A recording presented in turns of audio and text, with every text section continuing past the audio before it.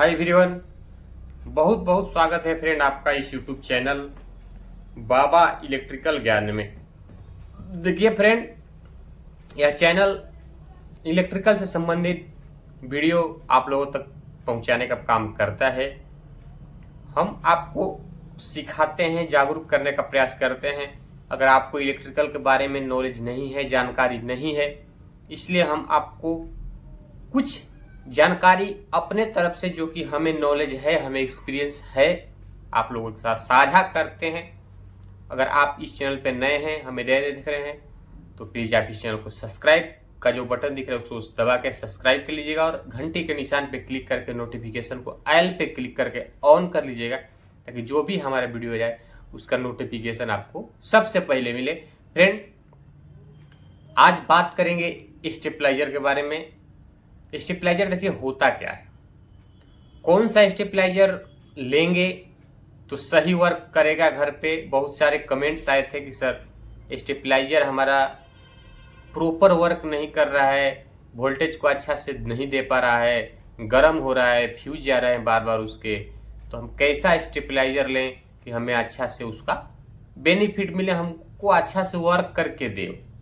देखिए, हर स्टेबलाइजर हमारे हिसाब से अच्छे हैं, बस आप जब लेने जाते हैं तो आपको कुछ चीज पता नहीं रहता है, इसलिए आप सही लेके नहीं आ पाते। उसमें क्या आपको जानना जरूरी है।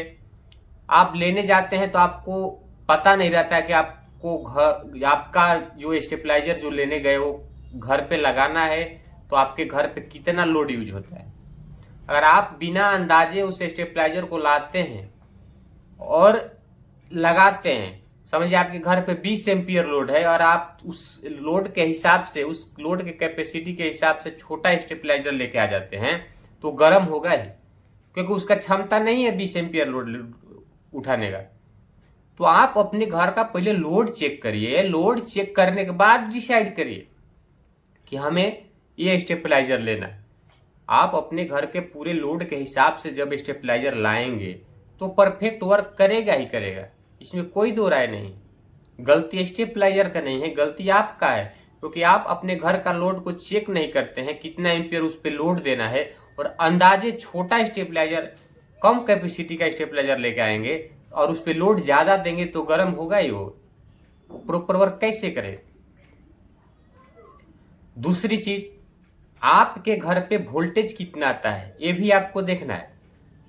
समझिए आपके घर पे 100 वोल्ट आ रहा है खाली, उस 100 वोल्ट से आपको सिंगल फेज का एक इक्विपमेंट चलाने के लिए आपको कम से कम 210 से 220 वोल्ट रखते हैं। अगर आपके घर पे 100 वोल्ट आ रहा है तो 100 वोल्ट से 220 वोल्ट बनाने का जो स्टेबलाइजर को उस हिसाब से डिजाइनिंग किया गया है, बनाया गया है, अगर आप ये चीज बता के लाते हैं कि सर हमारे घर पे 100 वोल्ट ही आता है और हमें 100 वोल्ट से 220 वोल्ट जो स्टेबलाइजर बनाए वही स्टेबलाइजर चाहिए, तो परफेक्ट आप स्टेबलाइजर लेके आएंगे ही, इसमें कोई दो राय नहीं। लेकिन आप वो बात चीज बताते नहीं है, क्योंकि आपको पता ही नहीं रहता है कि आपको क्या क्या ध्यान में रखना है चीजें।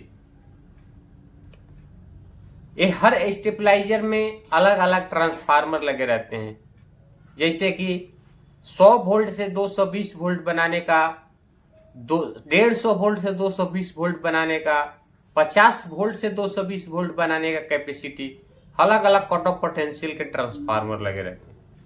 तो आपको अपने घर का वोल्टेज को चेक करके, जहां दुकान पे लेने के लिए आप स्टेबलाइजर खरीदने जाएंगे, वहां पे आपको बताना है कि भाई हमारे घर पे इतना ही वोल्टेज आता है और उस वोल्टेज से 220 वोल्ट जो स्टेबलाइजर बनाने वाला है, जो स्टेबलाइजर बना सकता है, वही स्टेबलाइजर हमको चाहिए। और हमारे घर पे इतना एम्पियर लोड है, आपके घर का लोड बताइए और उस लोड के हिसाब से उस क्षमता वाला स्टेबलाइजर लेके आइए, 100% आपका स्टेबलाइजर वर्क करेगा। तो ये सब जानकारी आपको हम देते रहते हैं, बताते रहते हैं। तो आप इस चैनल पर नए हैं, आपको यह वीडियो कैसी लगी, हमारे इस वीडियो का कमेंट में आप कमेंट जरूर करिएगा, और चैनल पर नए हैं तो सब्सक्राइब कर लीजिएगा। मिलते हैं अगले वीडियो के लिए। जय हिंद, वंदे मातरम।